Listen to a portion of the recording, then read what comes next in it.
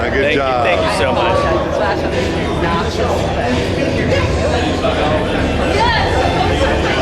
That was really good, man. Good job.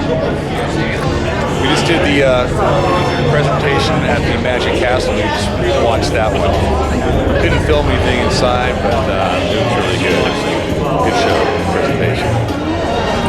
So what line is this for? Oh, we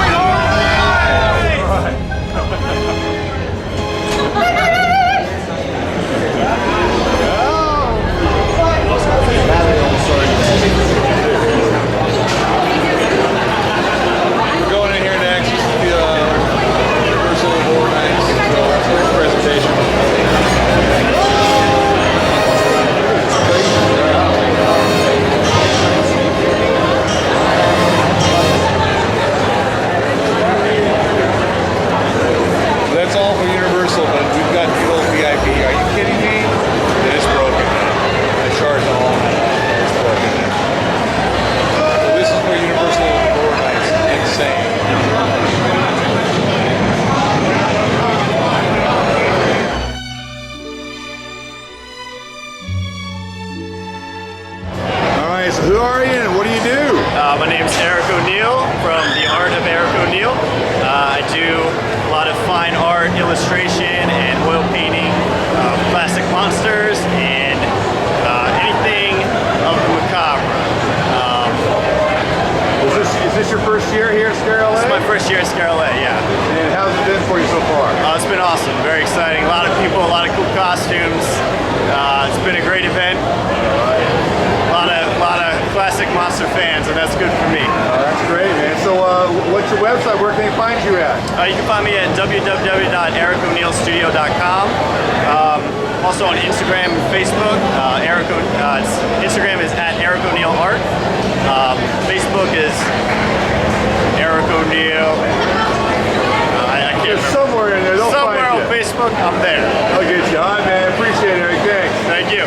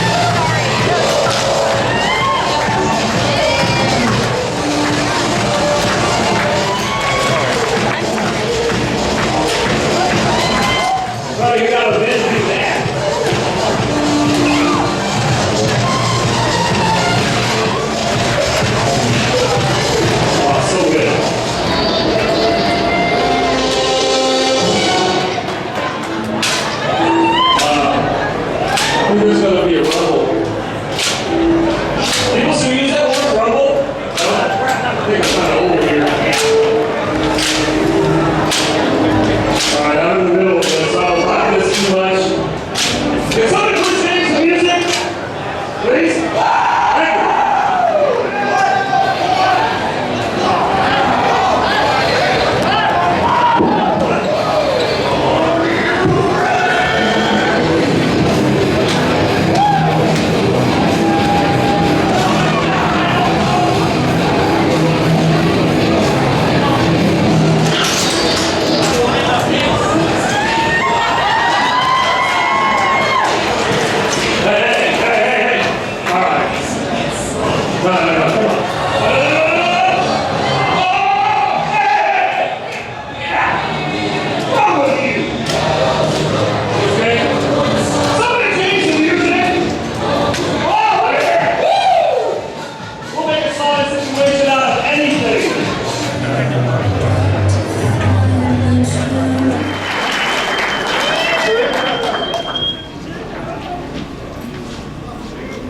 Is there any monsters in the house?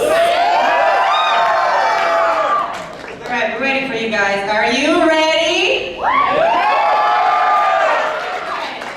Thank you so much for being here at ScareLA. We're thrilled to have you. This is our second year. It's bigger, better, and badder. Make sure you check out the 7th floor. Make sure you roam the entire floor. Make sure you scare the heck out of everybody else here. And now I'm passing on to Rick, who's going to introduce our guests and attendants. All right. Universal Studios Hollywood's in the house!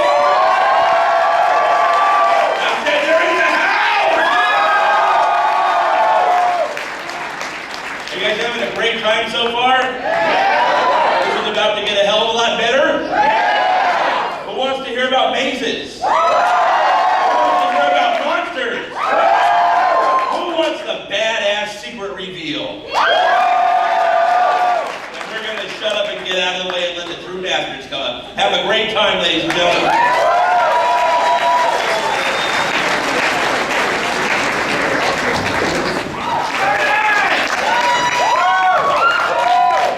Good afternoon. How you guys doing? Well, first of all, I'm John Murdy, creative director and producer of Halloween Horror Nights at Universal Studios Hollywood. And I am Chris Williams, art director, production designer of Universal Studios Halloween Horror Nights, and thank you guys for coming out. Chris and I brought Halloween Horror Nights back to Hollywood in 2006, and every year since then we've created the event together. So we are always extremely grateful to the fans of this event for supporting it year after year after year. Without you guys, frankly, we wouldn't have a job, so thank you very much. Thank you. Appreciate you. I know you guys came here today also because we're going to make a big announcement. Yeah. You guys ready for a big announcement? How about we announce the next maze here live on stage here at Scare Los Angeles. All right, let's roll the video. Stay on the road. Keep clear of the moves.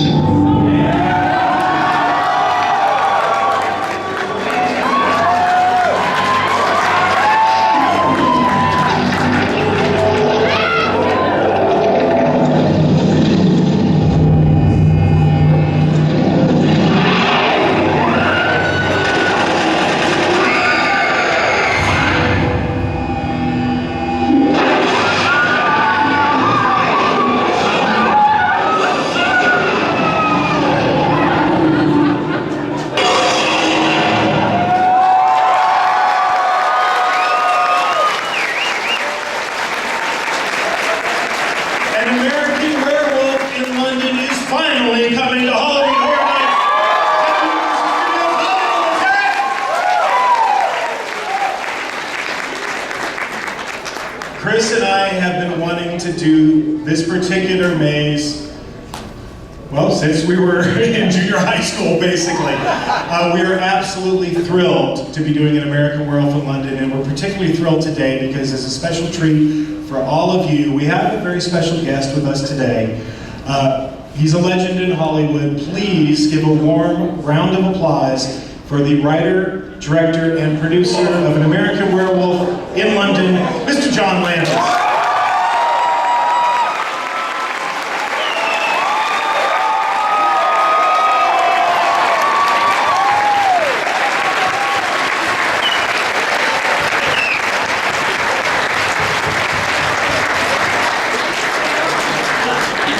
Thank you. You're the best! My mom's here. So I thought how we'd start this off is, since we have John with us here particularly, I wanted to ask him a few questions about making An American Werewolf in London, and then once we do that, we're going to show you a few sneak peeks of what we're building over at Universal Studios Hollywood.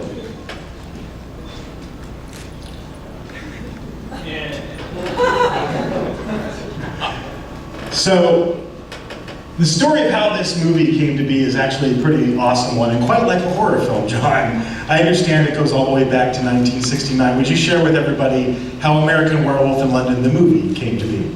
You know, the problem with doing publicity and stuff for movies, especially a movie this old. How many of you guys already know the story? So I feel like such a schmuck because I have to tell. Basically, I worked as a what's now called production assistant. Then they were called gophers or schleppers on a movie called Kelly's Heroes, which was shot in Yugoslavia, the former Yugoslavia, but Yugoslavia. So in 1969, I'm behind the Iron Curtain. That actually meant something. It's different now, but anyway. And in all of Yugoslavia at that time, Tito was alive and well, and big hammer and sickles everywhere. It was very kind of amazing because it was like World War II had just happened. There were maybe 2,000 cars in the country at that time, and Kelly's Heroes probably had 300 of them. It was a big World War II movie with Clint Eastwood. You ever see it? Very smart. Yeah. And I was being driven by a guy named Sasha, by a Yugoslav named Sasha, who was a very educated guy, spoke 3 or 4 languages. He was probably in his 30s, and I was 18. And we were driving from Novi Sad, or from Belgrade to Novi Sad, or from Novi, I don't know where the fuck we were, somewhere. And we were driving, and there was just this one road lined by trees, not 2 lanes wide. It was just one road, and it was straight for 600, 700 miles. And we're on this road, and we come to a stop. It's like, what's up? And there was like 2 hay wagons and a tractor in front of us. It was like stopped. And Sasha got out of the car to go see what's going on. And it was at a crossroads. There was a dirt road that came, a fairly busy dirt road that came, so it was in what's called the crux of a crossroads, right there. And there were about 20 people, mostly gypsies. And the gypsies, they're now called Roma, and it's, they're being persecuted, as they've always been. And the gypsies at that time in '69, I was very taken aback because they really did look like extras. They were dressed just like the Wolfman, you know, they had babushkas, and you know, they really looked like wardrobe. And there was a Greek Orthodox priest, actually 2. Those are the guys with big tall hats, big beards. They had this incense thing going, and blah, like, what's going on? And Sasha went and talked to them, they came back. And they had dug a hole in the crux of the crossroads. It was interesting, because it wasn't that wide, it was about 3 feet wide. It was about 8 feet deep. And lying there in the road was a dead person who had been wrapped in a shroud. It was wrapped in canvas, and the shroud was wrapped, it was garlanded by rosaries and garlands of garlic cloves. It was really like, what's going on, folks? And Sasha asked them, and he came back, and they're going, hey, all this shit. And he was laughing. He thought it was really funny. And I said, what's up? And this guy, the dead guy, had been killed he had been killed doing some crime, and I don't remember. I don't know what it was. It was Yugoslavia in the Cold War, you know. No, I really don't know. He had done something really bad, and he was killed doing it. And they were burying his body. By the way, they put him in feet first, standing like that. Burying his body in the crux of a crossroad with all this stuff, so that he would not get up and cause trouble, essentially. And Sasha thought this was really funny, and made jokes about these peasants, these gypsies. And I thought, really? I mean, this was like 2 weeks before, a man had landed on the moon. And these guys are talking about zombies, you know, it was like, and so that was the inspiration. I turned 19 there on that movie. And I wrote the script for the American Werewolf in London then.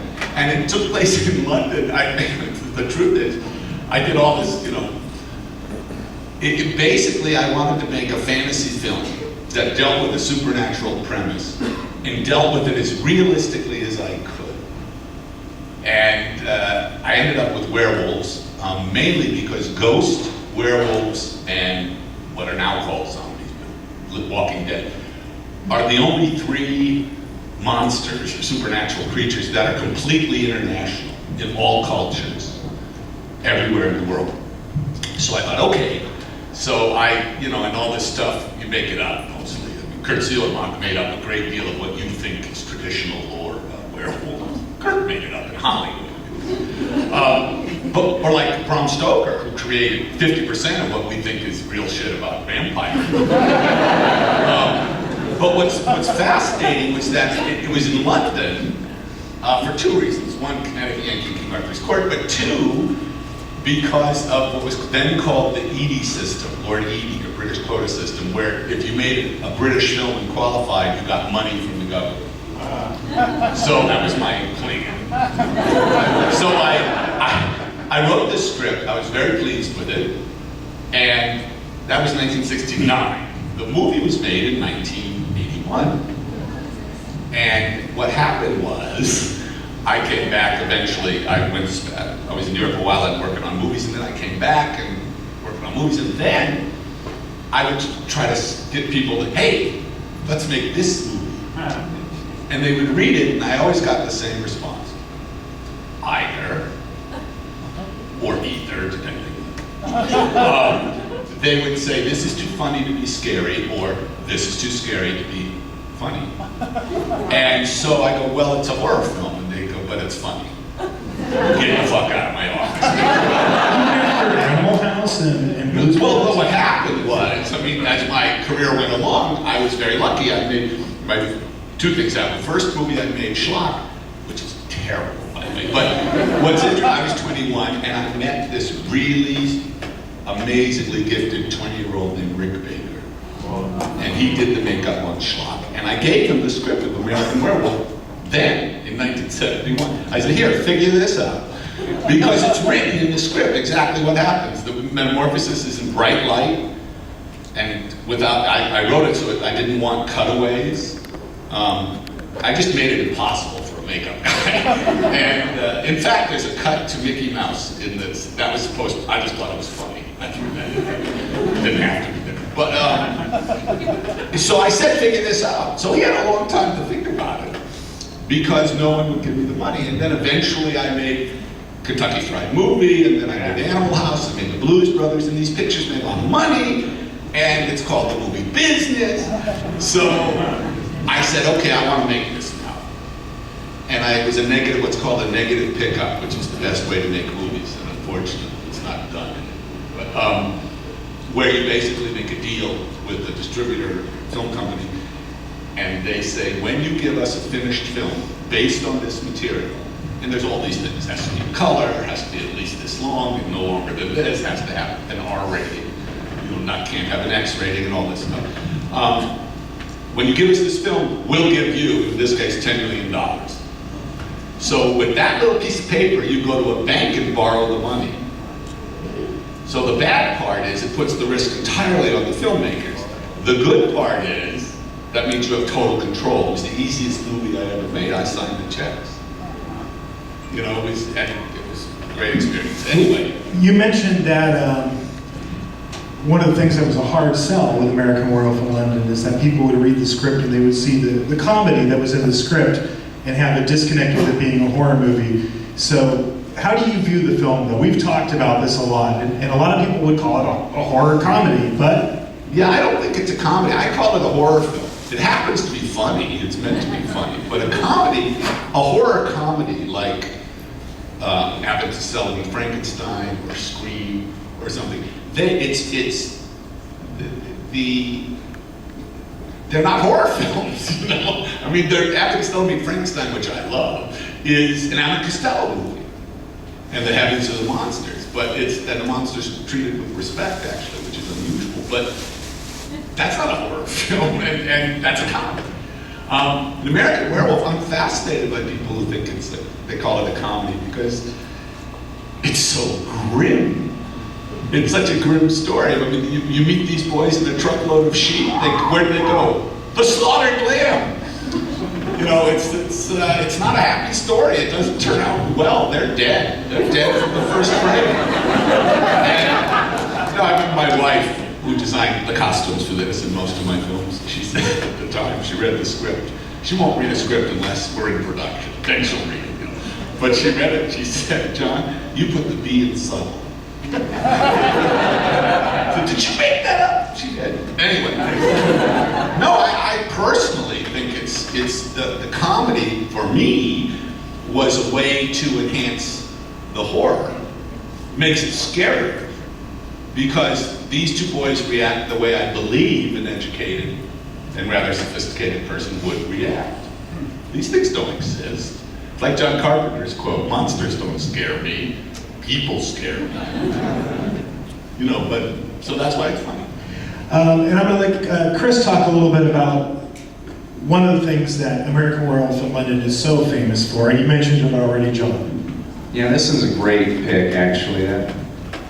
Who John mentioned earlier, Rick Baker, he's sculpting on one of the stormtrooper demons that actually are in the show, in the film. So your collaboration with Rick, you've collaborated with him on other films as well, and can you talk maybe about your collaboration on this production? Sure, when I met Rick, I'll never forget, I was with Jim O'Rourke. When I wrote Schlock, I saw him, do you ever see Trog? Joan Crawford, last picture, Trog. It's Freddie Francis, you really should see it. It's one of those movies that's so terrible that it depends on your mood. It can be really funny or depressing, but it's terrific. And you know what it is? It's one of the armatures from 2001 that Stuart Freeborn made. But it's just the guy wearing the mask. It's kind of a fat wrestler. He's wearing the mask and then he's wearing like a fur bathing suit with little fur booties. He's Trog. It's really funny. Anyway, so I wrote Schlock, and the joke was originally Schlock was meant to be just a stupid gorilla suit. It was not meant to, it was supposed to be tacky. And I went to, when I was a mailboy at Fox, long story, I knew John Chambers. John Chambers is a great makeup artist who won an honorary Oscar for Planet of the Apes. He devised the first kind of mass prosthetic thing, foam. Yeah, so you could, the innovation was, it was a makeup. Prosthetics have been used in silence, but you look at, like in The Wizard of Oz, those were heavy rubber and complicated, and Charlie Schramm, they're brilliant, but you couldn't have 300 of them. So John developed the makeup, and anyway, so I knew him pretty well, and in fact, he plays the National Guard captain in Schlock. And did anyone see Argo? Yeah. Because John Goodman's playing John Chambers. Physically very well, nothing else. And I knew all about John's work for the CIA and the FBI at the time when I was a mailboy. It was very cool. Anyway, so I went to John and I said, "John, I need a gorilla suit and everything like this." It's in 1970, I'm 20. And I said, he says, "Oh yeah, we could do that. $200,000. Wasn't it the budget of Schlock? The budget of Schlock was $60,000. So I went, well. And then I thought, well, maybe I can rent a suit, talk to Bob Burns. And anyway, So I then I was told to go to Don. Do you remember Don Post mask? It was full, they used to sell them in the back of Famous Monsters. My grandmother used to scare me with one of those every day when I came home from school. Thanks for re-traumatizing me. You're welcome. Anyway, Don Post Studios were in Burbank, and they made those rubber masks. So I thought, okay, John said, go over there. So I go to Don Post, and basically he says, yeah, I could make a bad gorilla suit. It'd be about $100,000. So it's getting less. So I'm on my way out, and Don Post Jr., who I hope is still alive, he was young then, he's painting a mask, a Tor Johnson mask, I remember, he's painting. And as I walk out, he goes, hey, I come over, he goes, yeah, there was a kid in here yesterday who's really talented, you should see. Here, look, here's his card. And there was this business card, Rick Baker, Monster Maker. And it had a phone number with an area code, like, I don't know what it was, but it was in LA. I thought, where the hell? So I called, and Rick lived in Glendale. No, he didn't. I'm totally wrong. He lived in Covina. Sorry. And it's I've learned, never say there's like a north or a west. West Covina. West I went to high school Covina. there. Yeah, Rick did not live in West Covina. He lived in Covina. It's very- So I grew up in Westwood. You know, I'm an LA kid. So we go, Covina? Where the fuck is Covina? Jim O'Rourke and I, he was living with his parents, Ralph and Doris, lovely people. And Jim O'Rourke and I drive out to Covina. You know, it's like, for me, it's like Kansas City. That's right. What the hell is it? We drive out to Covina. And it was a little, you know, lower middle class neighborhood, little box homes, and we go and is Ricky home? You know, and Rick talks about it now. He says that it was like meeting aliens because he'd never met. Rick said I was the first one he ever met that said the F word. Of course, I said Probably wasn't the you. last. What? You know what? But he said I was like an alien. Anyway, but that's when I had long hair too. Anyway, so we go into their house and we go into Ricky's room, and he was 20 and he had finished high school and stuff and corresponded with Dick Smith for a long time, and he was about to work on a movie called Little Big Man. He was assisting Dick on The Exorcist right after that and everything. But anyway, I looked at, he was a kid interested in makeup, so we've been doing it since he was 10, 11. And I'm looking at these mask and maquettes.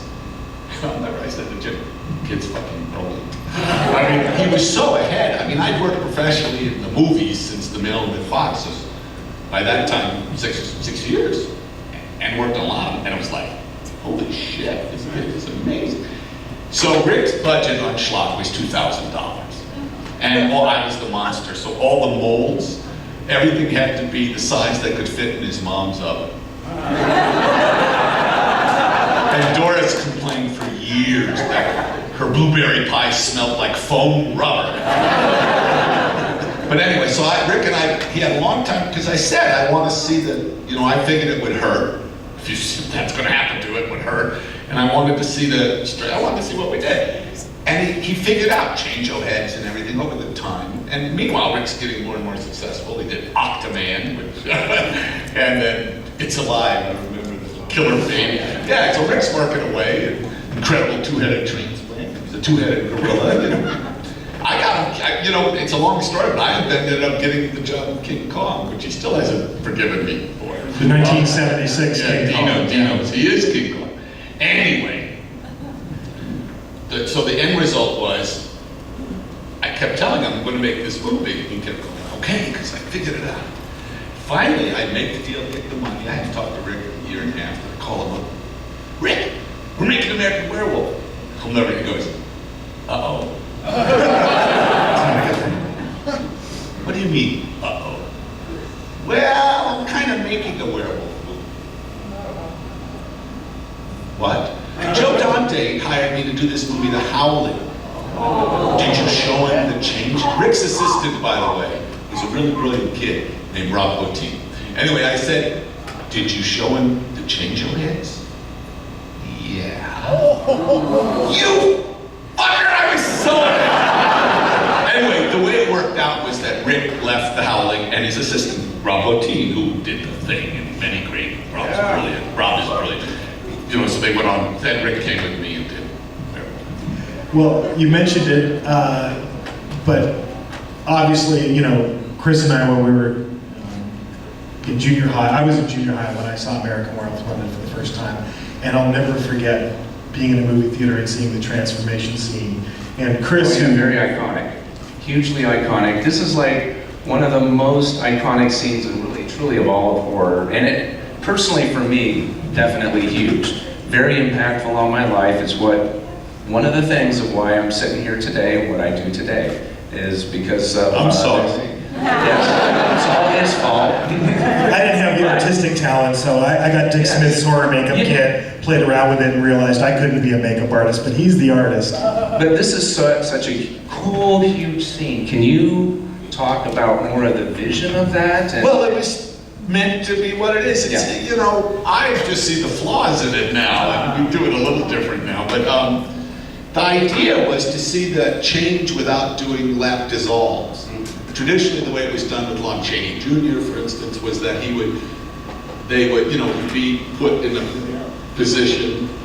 Yeah, they actually used to pin his pin him to the chair, or the pillow. The best one's on a pillow, but which the pillow was made of plaster of Paris. Yes, so it wouldn't move. So it wouldn't move.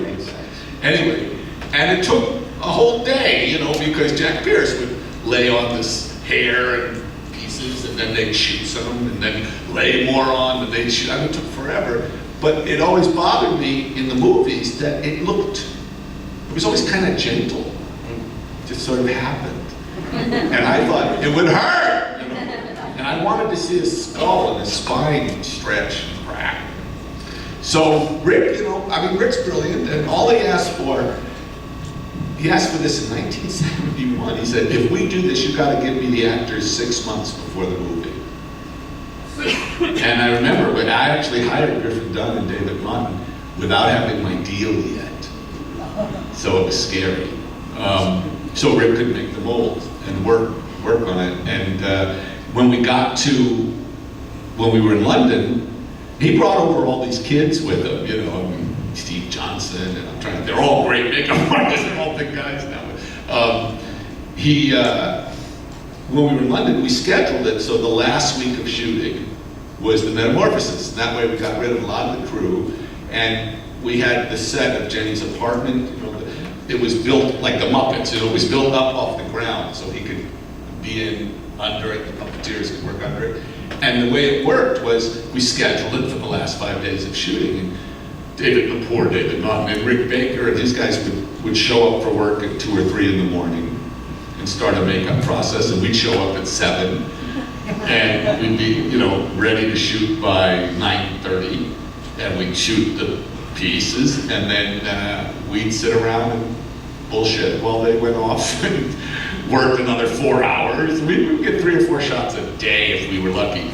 But what was interesting about it was Rick Baker, the first time we did one of the change-o heads where you see it moving, it's action, cut. Okay, great. Rick goes, you're not going to do it again? I said, does it do anything else? I said, no.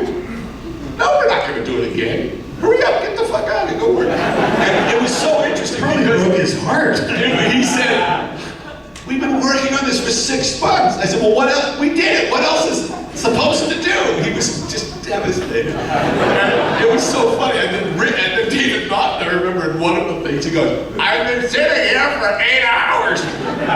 And you go, that's it? Yeah, we got it, you know. Anyway, took a week, and then we finished. And it was very exciting when the movie finally opened, because people really were, at that time it was this, you know, just as followed a year and a half later by The Thing, like Extraordinary, the John Carpenter movie, where Rob took us to, you know, even another level. And then, you know, Dick Smith, what he did that was so extraordinary. I mean, I wish he had done it before Coming to America, but Dick invented silicone. You know, now you can do appliances that are seamless and don't have that rubbery, you know. I mean, with silicones and these new plastics, have you seen, I haven't seen it, but Maleficent?